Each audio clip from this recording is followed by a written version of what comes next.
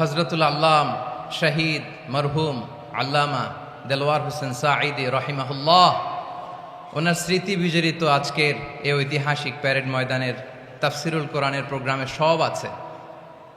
Stage আছে, শ্রোতা আছে, প্যান্ডেল আছে, মিডিয়া কাভারেজ আছে, কিন্তু আমাদের কলিজার টুকটাটা আমাদের মাঝে নাই। আজকের এই প্রোগ্রামে আলোচক হয়ে এই চেয়ারে আমি না বসে ওই শ্রোতাদের কাতারে বসে যদি আমাদের আল্লামার নুরানি চেহারার দিকে তাকিয়ে ওয়াজ শুনতে পারতাম, আমাদের হৃদয়টা ঠান্ডা হয়ে যেত, আমাদের তৃষ্ণার্ত হৃদয় শান্ত হতো। সব আজকে আছে, কি যেন নাই, ঠিক কিনা বলেন? আল্লাহ তাআলা প্রতি 100 বছরে একজন মুজাদ্দিদ পাঠায়, প্রতি 100 বছরে একজন মুজাদ্দিদ, যিনি সমাজকে সংস্কার করেন। আল্লামা দেলওয়ার হোসেন সাঈদী রহিমাহুল্লাহ ছিলেন তেমন একজন মুজাদ্দিদ। চিৎকার করে বলেন ঠিক কিনা?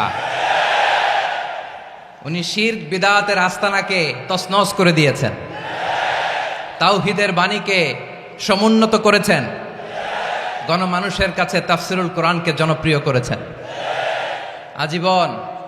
আজীবন তিনি ইসলামকে বিজয়ী শক্তি হিসেবে দেখার স্বপ্ন দেখতেন।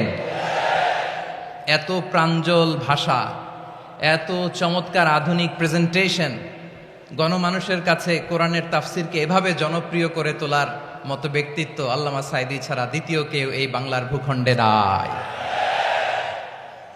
এই যে তাফসিরুল কোরআন, এই যে টার্মিনোলজি, এই টার্মটাই উনি আসলে জনপ্রিয় করেছেন। আমরা আগে জানতাম না যে এভাবে তাফসির করা যায়, এভাবে scientific indications of the Holi কোরআনকে মানুষের কাছে পেশ করা যায়, এভাবে এত জীবন ঘনিষ্ঠ করে, এত ইন্টারেক্টিভ করে কোরআনের কথাগুলো মানুষের কাছে উপস্থাপন করা যায়।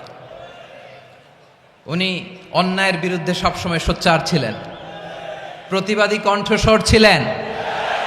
ওনার আলোচনা শুনলে দেহের রক্ত টকবক করে ফুটতে থাকতো।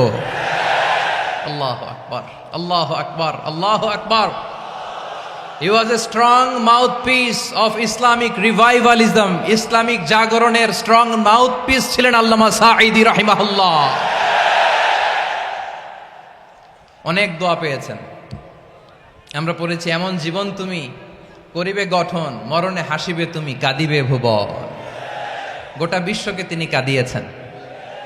আল্লামা যখন ইন্তেকাল করলেন, আমি তখন মালয়েশিয়া থেকে যুক্তরাষ্ট্রে একটা কনফারেন্সে যোগ দিতে যাচ্ছি, কাতার এয়ারলাইন্সে। মালয়েশিয়া থেকে দোহাতে নামলাম। দোহায় যখন আমার ট্রানজিট, তখন শুনতে পেলাম যে আল্লামা বিদায় নিয়েছেন। সোশ্যাল মিডিয়ায় শুনে বিশ্বাস করতে পারলাম না। মুহূর্তের মধ্যেই মাসুদ সাঈদী ভাইকে মেসেজ করলাম, উনি কোনো উত্তর দিতে পারলেন না। মাসুদ ভাইয়ের সাথে যখন কোলাকুলি করি, আমাদের শামীম ভাইয়ের সাথে যখন কোলাকুলি করি, মনে হচ্ছে আল্লামা সাঈদীর ঘ্রাণ পাই। শরীরটা লিটারালি কাঁপছিল, নিজেকে মানাতে পারছিলাম না, বিশ্বাস করতে পারছিলাম যে আসলে আল্লামা বিদায় নিয়েছেন। ইন দ্য মিন টাইম আমার সেকেন্ড ফ্লাইট, দোহা টু নিউ ইয়র্ক, 12 ঘন্টার ফ্লাইটে উঠলাম। ইন্টারনেট থেকে বিচ্ছিন্ন হলাম। নামার পরে শুনলাম আল্লাহু আকবার, যেখানে ওনাকে কবরস্থ করার কথা ছিল সেখানেও কবর দিতে দেয়া হয় নাই। ছবিগুলো দেখতে লাগলাম, হাসিমাখা মুখ, হাসিমাখা নিথর দেহটা, মরণে হাসিবে তুমি, কাঁদিবে ভুবন। From east to west, from north to south, the entire globe, গোটা বিশ্ব ওনার জন্য কেঁদেছে, গোটা বিশ্ব কেঁদেছে। কাবার গিলাফ ধরে ধরে মানুষ চিৎকার করেছে। এর চেয়ে শ্রেষ্ঠ মৃত্যুকার হতে পারে? আমাদের আল্লামার আর কি পাওয়ার ছিল বলেন? আর কি পাওয়ার ছিল?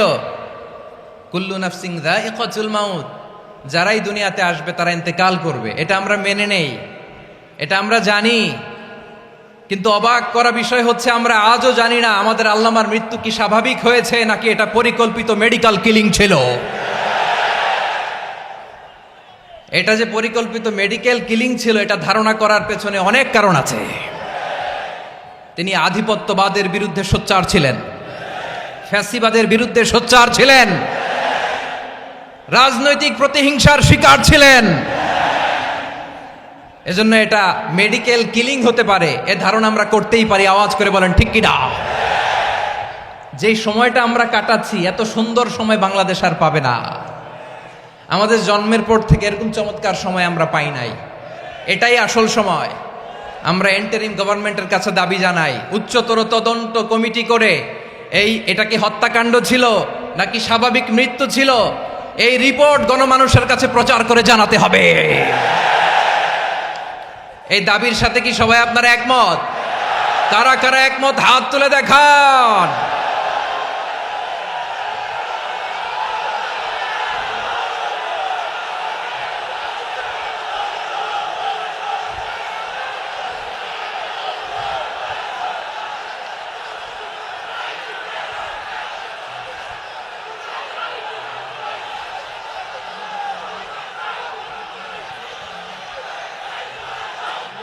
আমার প্রিয় ভাইয়েরা, প্রিয় চট্টলাবাসী, আল্লাহ তাআলা তার এই মুখলেস গোলামকে তার জান্নাতুল ফেরদাউসের মেহমান হিসেবে কবুল করুক, তার জীবনের সকল খেদমাগুলোকে কবুল করুক, জান্নাতুল ফেরদাউসের আলা মাকামে তাকে মেহমান হিসেবে কবুল করুক। আল্লামা শহীদ দেলোয়ার হোসেন সাঈদী রাহিমাহুল্লাহ, উনি ছাড়াও এই ঐতিহাসিক ময়দানে কথা বলেছেন আল্লামা লুৎফুর রহমান রাহিমাহুল্লাহ। চলে গিয়েছেন আমাদেরকে ছেড়ে। তিনি বলতেন, ইনশাল্লাহ মিজান আবার আসবে। হুজুর আমি তো আসলাম, আপনি তো আমাদেরকে ছেড়ে চলে গেলেন। আল্লাহু আকবার, আল্লাহু আকবার, আল্লাহু আকবার। গলায় কোনো সুর ছিল না, সুর দিয়ে কথা বলতেন না, কিন্তু এত চমৎকার শব্দের বুনন, এত চমৎকার প্রেজেন্টেশন, এত চমৎকার ভাবে ঐতিহাসিক বর্ণনাগুলো তিনি উপস্থাপন করতেন। মন্ত্রমুগ্ধ হয়ে আমরা আল্লামা লুৎফুর রহমানের কথা শুনেছি। আমরা হযরতুল আল্লামা লুৎফুর রহমান রাহিমাহুল্লাহর জন্য এই বিশাল ময়দান থেকে দোয়া করছি, আল্লাহ তাআলা তুমি তোমার এই খাদেমকে জান্নাতের মেহমান হিসেবে কবুল করে নাও। আরো অনেক আল্লামারা এখানে কথা বলেছেন, বিশেষ করে বাইতুল শরফের মরহুম পীর সাহেব হুজুর থেকে শুরু করে আরো যারা যারা তারকাতুল্য ওলামায়ে কেরাম এই চট্টগ্রামের ময়দানে কথা বলেছেন, আলো ছড়িয়েছেন। আমরা এই লক্ষ লক্ষ তাওহীদি জনতাকে নিয়ে তাদের জন্য দোয়া করছি, আল্লাহ তাআলা ওনাদের জীবনের সকল ভুল ত্রুটি ক্ষমা করে দিয়ে তাদেরকে জান্নাতুল ফেরদাউসের মেহমান বানিয়ে নিক। আমরা এই ঐতিহাসিক প্যারেড ময়দানের প্রোগ্রাম থেকে স্মরণ করতে চাই 24-এর ছাত্র নাগরিক অভ্যুত্থানে আমার যে সমস্ত ছাত্র নাগরিক ভাইয়েরা দেহের তাজা রক্ত বিলি দিয়ে নতুন বাংলাদেশ আমাদেরকে উপহার দিয়েছে। বিশেষ করে আপনাদের এই চট্টগ্রামের শহীদ ফয়সাল, শহীদ ওয়াসিম সহ সকল শহীদকে আল্লাহ তাআলা কবুল করুক। আমরা সবাই পড়ি আমিন। প্রিয় ভাইয়েরা, আমি নগণ্য একজন কোরআনের ছাত্র, এত বিশাল মঞ্চে এত বড় প্ল্যাটফর্মে কথা বলা আমার জন্য সাজে না। তারপরও আমাদের মুরব্বীরা আমাদের ডানে বায়ে বসে আছেন, ওনাদের আদেশ ক্রমে, ওনাদের অনুমতি ক্রমে কিছু কথা আজকের এই ঐতিহাসিক প্রোগ্রামে আপনাদের সামনে উপস্থাপন করার চেষ্টা করব। ওমা তৌফিকি ইল্লা বিল্লাহ। প্রিয় ভাইয়েরা, 5 দিন ব্যাপী এই তাফসিরুল কোরআনের প্রোগ্রামে অনেক ওলামা হযরত কথা বলেছেন।